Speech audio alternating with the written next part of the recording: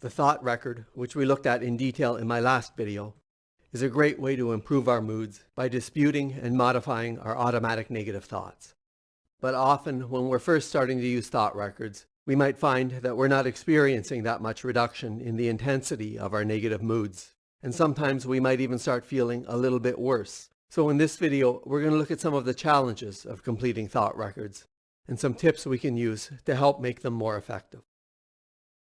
The most common reason a thought record isn't that effective is that we wait too long before attempting to do it. The best time to do a thought record is as soon as we notice a negative change in our moods. This is when it's going to be most helpful, and the longer we wait to do it, the less effective a thought record tends to be, and the more difficult it is to even complete one.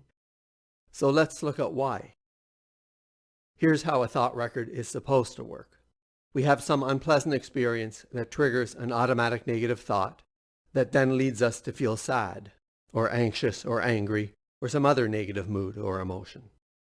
Then we complete a thought record, modify the automatic negative thought, and our moods improve and our negative emotions get less intense or even start to fade away.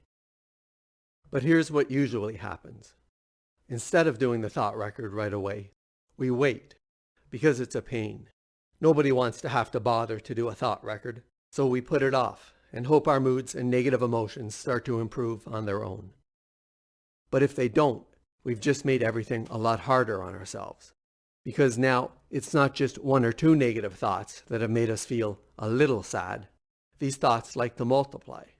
And with each new negative thought, our levels of sadness or anxiety or whatever our negative moods or emotions are increase. Now, at this point, if we do a thought record, it can still be effective, but it's much more difficult to dispute our negative thoughts when there's so many of them and our negative emotions are so intense. So the most important thing when using a thought record is to do it as soon as we notice a negative change in our moods, because this is when it's going to be most effective and least difficult. But let's say we've waited and now we're feeling even worse, and we try doing a thought record, but it just seems too hard. So the best thing to do at this stage is to take a break and just try to calm our thoughts and emotions a bit first. And when we resume, if the thought record still isn't working out, here's what might be happening. If we're upset about something and having a lot of negative thoughts, our minds have a tendency to start racing.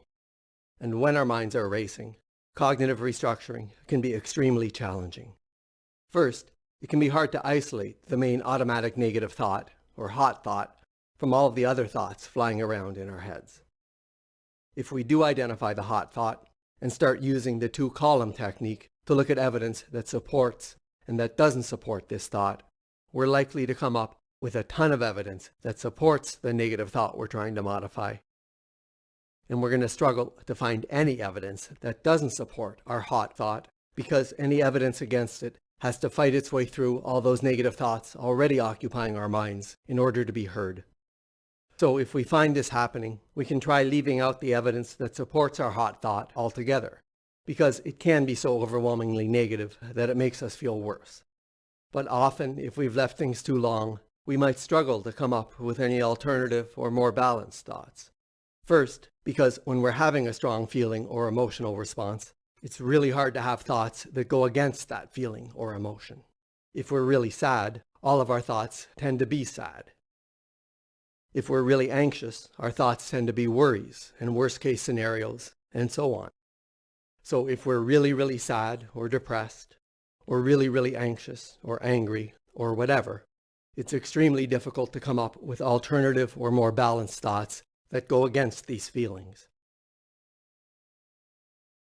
And when we're feeling really emotional, it's extremely hard to access the logical and rational part of our brains. And this makes it tough to do a thought record, because a thought record is a very logical, analytical process. So what can we do about this? Well, we can wait until we're no longer feeling the worst of the consequences of whatever the situation was that triggered our negative thoughts, and then do a thought record after the fact. Now, if we do a thought record in the moment when we're feeling bad, it can help us feel better right away. If we're doing a thought record after the fact, obviously this doesn't apply, but it can help us recover a little quicker And we can also use it to help ourselves prepare for the next time we find ourselves in a similar situation. And then we can write down the alternative or more balanced thoughts we come up with, perhaps in our phones, so we have them handy and can refer to them the next time something like this comes up, instead of having to think through everything on the spot when we're already in an emotional state of mind and not thinking that clearly or have difficulty accessing the more analytical parts of our minds. Now, even if we've already figured out these alternative and more balanced thoughts in advance, they can still be difficult to believe in the moment when we're feeling emotional. So it can sometimes help to leave a note for our future selves that, I know these thoughts may not make sense right now, but when you're not feeling this way, you really do believe them. Another reason a thought record may not work is because the alternative or balanced thoughts we come up with are not realistic. Our thoughts actually have to be balanced. Trying to replace negative thoughts with positive thinking that's as biased as our negative thoughts, just in a positive direction, isn't going to work because we're not going to buy it.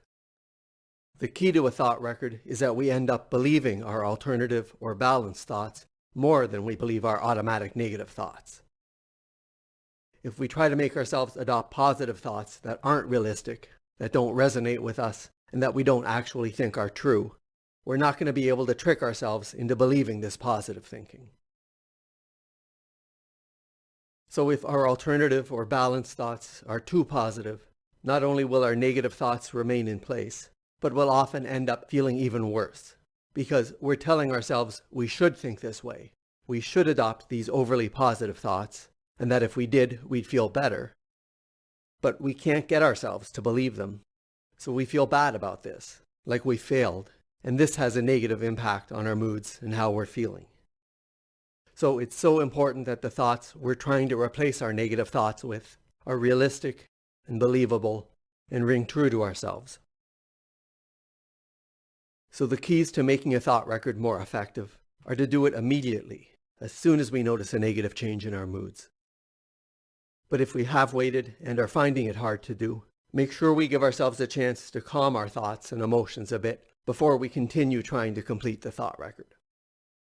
But if we find we're still unable to complete the thought record, then we can set it aside for now and do it after the fact, and make a note of the alternative and more balanced thoughts that we come up with, so they're easier for us to apply next time.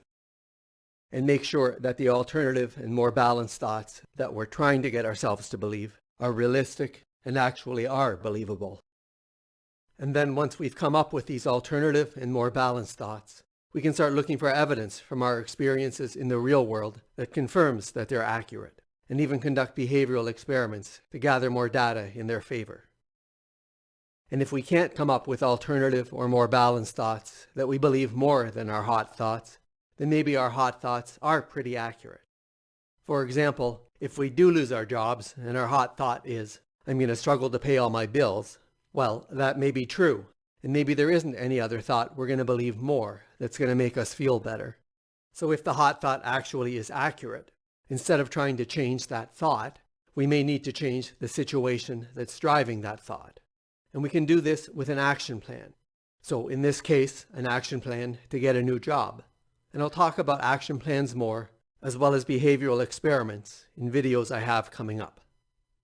And please check out my new site, selfhelptunes.com, where you'll find all of my CBT videos arranged together in order with some additional commentary into a free CBT course. And please help me out by liking this video and subscribe to my channel so you don't miss out on the new videos I have coming up.